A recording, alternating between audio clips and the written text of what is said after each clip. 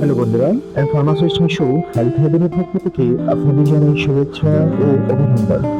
আজ আমরা affix capsule নিয়ে আলোচনা করব, যার জেনেটিক হচ্ছে সেফিক্সিন ট্রাইহাইড্রেট। চলুন তাহলে শুরু করা যাক। Step number 1, introduction. জ্বর, গলা ব্যথা, কানে ইনফেকশন বা প্রস্রাবের সংক্রমণে অনেক সময় চিকিৎসক অ্যাফিক্স ক্যাপসুল প্রেসক্রাইব করেন, কিন্তু এই ওষুধ কিভাবে কাজ করে, কিভাবে খাবেন, আজকের ভিডিওতে সহজ ভাষায় সব জানবেন। Step number 2, what is Afix capsule? Afix ক্যাপসুলের জেনেরিক নাম হচ্ছে সেফিক্সিন ট্রাইহাইড্রেট। এটি একটি তৃতীয় প্রজন্মের সেফালোস্পোরিন অ্যান্টিবায়োটিক। বাংলাদেশে অ্যাফিক্স ক্যাপসুল 200 মিলিগ্রাম এবং 400 মিলিগ্রাম দুটি স্ট্যান্ডে পাওয়া যায়। Step number 3, uses of Afix capsule. এটি কিভাবে কি কাজে ব্যবহার করা হয়?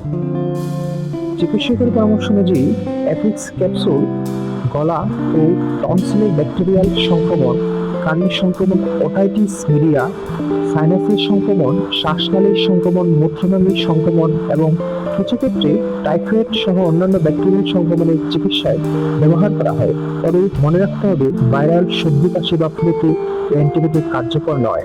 Step number 4, how does it works? এটি কিভাবে কাজ করে? সেফিক্সিন ব্যাকটেরিয়াল কোষপ্রাচীর তৈরি হওয়া বন্ধ করে দেয়, ফলে ব্যাকটেরিয়াল ধ্বংস হয় এবং সংক্রমণ ধীরে ধীরে ভালো হয়ে যায়। Step number 5, how to take Affix capsule. এটি কিভাবে খেতে হবে?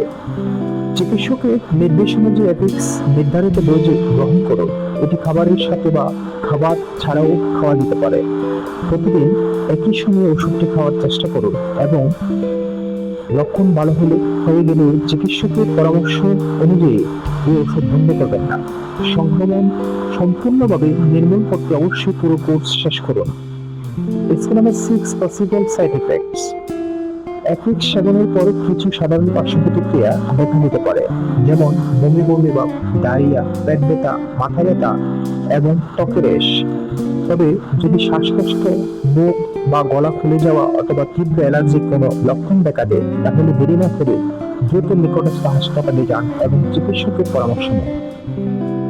স্টেপ নাম্বার 7, প্রিকশনস, পূর্ব সতর্কতা।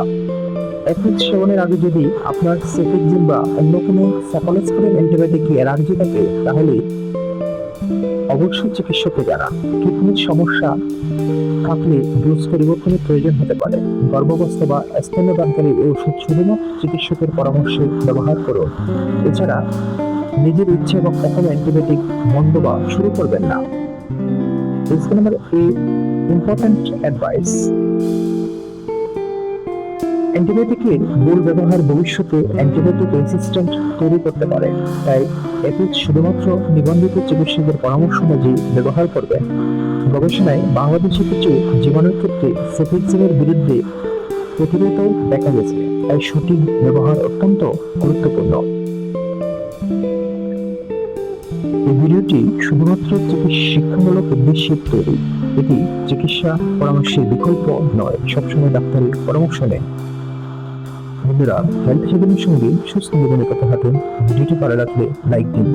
প্রতিদিন স্বাস্থ্য টিপস পেতে ফলো করুন আমাদের ফেসবুক পেজে। নতুন নতুন ভিডিও পেতে আমাদের চ্যানেলটি সাবস্ক্রাইব করুন এবং প্রিয়জনের সঙ্গে শেয়ার করে ছড়িয়ে দিন সুস্থতা বার্তা। সচেতন থাকুন, সুস্থ থাকুন, কারণ স্বাস্থ্য হচ্ছে আপনার সবচেয়ে বড় সম্পদ। আল্লাহ হেলথ সেভেনে। ধন্যবাদ।